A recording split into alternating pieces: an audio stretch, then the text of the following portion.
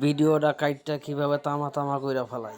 গল্পের শুরুতে আমরা ড্যানি ডগ নামে এক ব্যক্তিকে দেখতে পাই, যার গলায় কুকুরের মতো একটি বেল্ট বাঁধা রয়েছে। ড্যানি একজন মানুষ হওয়া সত্ত্বেও তাকে কুকুরের মতোই রাখা হয়। ছোটবেলা থেকেই ড্যানিকে মানুষকে হত্যা করার প্রশিক্ষণ দেওয়া হয়েছে। তার গলা থেকে বেল্ট খুলে দেওয়ার সাথে সাথে সে অত্যন্ত হিংস্র হয়ে ওঠে এবং একটি মেশিনের মতো মানুষকে মারতে শুরু করে। ড্যানি ততক্ষণ পর্যন্ত সবাইকে মারতে থাকে যতক্ষণ না তার মালিক তাকে থামতে বলে। বেল্ট খুলে দিলে সে নিজের উপর নিয়ন্ত্রণ হারিয়ে ফেলে এবং এক খুনি পশুর মতো তার মালিক ছাড়া সামনে যে আসে তাকেই মেরে ফেলে। কিন্তু মালিক যেই তার গলায় আবার বেল্ট পরিয়ে দেয়, সে একেবারে শান্ত হয়ে যায়। যতক্ষণ ড্যানির গলায় বেল্ট থাকে সে কাউকে আঘাত করে না। লড়াইয়ের সময় ড্যানিও বেশ গুরুতর আহত হয়, কিন্তু তার মালিক ভিক্টর তাকে এমনভাবে প্রশিক্ষণ দিয়েছে যে সে কোনো ব্যথা অনুভব করে না। আসলে ড্যানির মালিক ভিক্টর মানুষকে ধার হিসেবে টাকা দেয়। সময় মতো টাকা ফেরত না পেলে ভিক্টর ড্যানির বেল্ট খুলে দেয় এবং ড্যানি সেই সব মানুষদের মারধর করে। এরপর ভিক্টর সেই লোকটির কাছে গিয়ে টাকা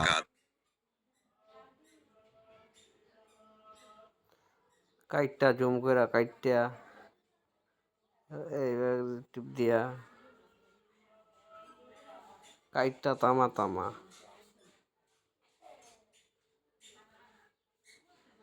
ড্যানির গলায় বেল্ট থাকে সে কাউকে আঘাত করে না। লড়াইয়ের সময় ড্যানিও বেশ গুরুতর আহত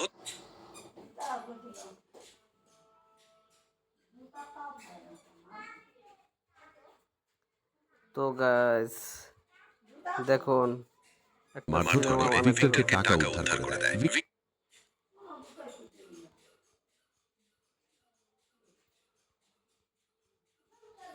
সিডি লেখা ছিল। সে এক এক করে পাতা উল্টে ছবি দেখতে থাকে এবং হঠাৎ একটি কাইটটা তামা তামা।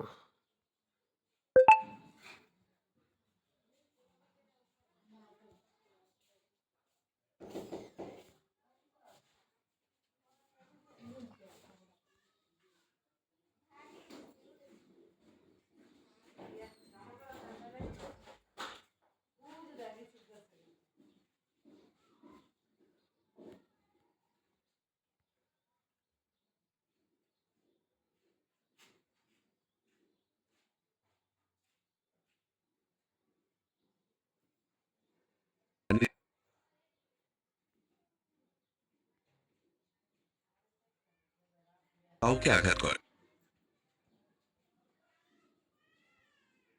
দেয়। ভিক্টরের এত কঠিন কাজ সহজ করে দেওয়া সত্ত্বেও ভিক্টর ড্যানিকে বিন্দুমাত্র সম্মান দেয় না। সে ড্যানিকে কুকুরের মতো ব্যবহার করে এবং সব সময় তাকে কুকুর ভেবে বকাবকি করে। এমনকি ড্যানির শোয়ার জন্য কোনো ঘর নেই, তাকে কুকুরের মতো একটি খাঁচায় বন্দি করে রাখা হয়। একদিন লড়াই শেষে ফেরার পর ভিক্টরের এক লোক দেখতে পায় ড্যানির মাথা দিয়ে প্রচুর রক্ত পড়ছে। সে তার বসকে জানায় যে ড্যানি আহত হয়েছে, কিন্তু ভিক্টর তার ক্ষতে মলম লাগানোর বদলে বলে যে ওকে একটা ব্যান্ডেজ দিয়ে দাও, ও নিজেই নিজের মাথায় ব্যান্ডেজ বেঁধে নেবে। কিন্তু ড্যানির বুদ্ধি একেবারে বাচ্চাদের মতো। সে জানেই না যে ব্যান্ডেজ কিভাবে লাগাতে হয়, কারণ সে বাইরের পৃথিবী কখনো দেখেনি। শৈশব থেকে আজ পর্যন্ত তার পুরো জীবন এই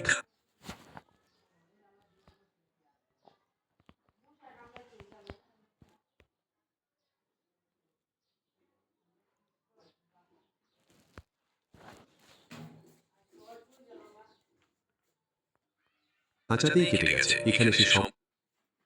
খাঁচাতেই কেটে গেছে। এখানে সে সম্পূর্ণ একা থাকে। তার সাথে কথা বলার মতো কেউ নেই। রাতে ড্যানি তার খাঁচায় একটি বই পায় যেখানে এবিসিডি লেখা ছিল। সে এক এক করে পাতা উল্টে ছবি দেখতে থাকে এবং হঠাৎ একটি পাতায় পিয়ানোর ছবি দেখতে পায়। পিয়ানো দেখে সে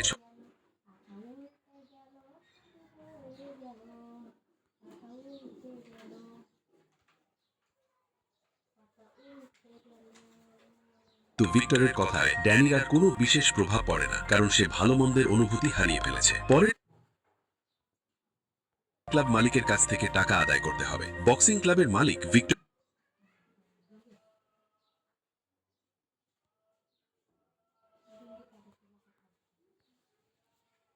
যে ব্যান্ডেজ কিভাবে লাগাতে হয়, কারণ সে বাইরের পৃথিবী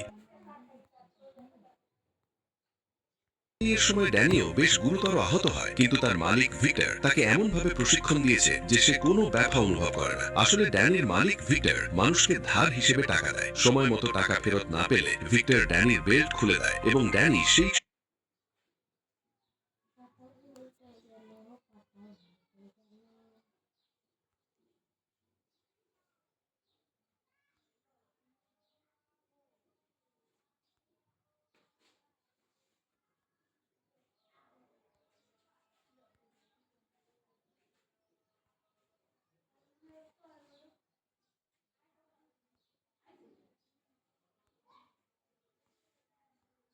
টাকা দেয়। সময় মতো টাকা ফেরত না পেলে ভিক্টর ড্যানির বেল্ট খুলে দেয় এবং ড্যানি সেই সব মানুষদের মারধর করে। এরপর ভিক্টর সেই লোকটির কাছে গিয়ে টাকা আদায় করে এবং হুমকি দেয় যে পরের বার টাকা দিতে দেরি হলে সে ড্যানিকে থামাবে।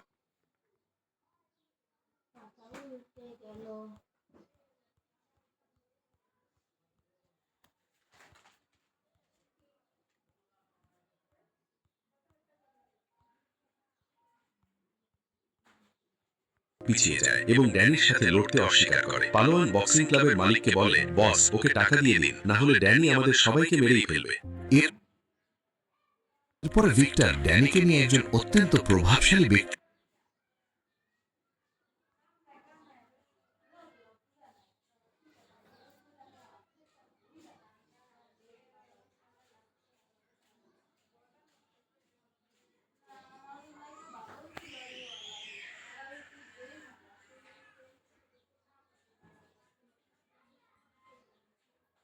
গল্পের শুরুতে আমরা ড্যানি ডগ নামে এক ব্যক্তিকে দেখতে পাই, যার গলায় কুকুরের। ড্যানির বুদ্ধি একেবারে বাচ্চাদের মতো। সে জানেই না যে ব্যান্ডেজ কিভাবে লাগাতে হয়, কারণ সে বাইরের পৃথিবী কখনো দেখেনি। শৈশব থেকে আজ পর্যন্ত তার পুরো জীবন এই খাঁচাতেই কেটে গেছে। এখানে সে সম্পূর্ণ একা থাকে, তার সাথে কথা বলার মতো কেউ নেই। রাতে ড্যানি তার খাঁচা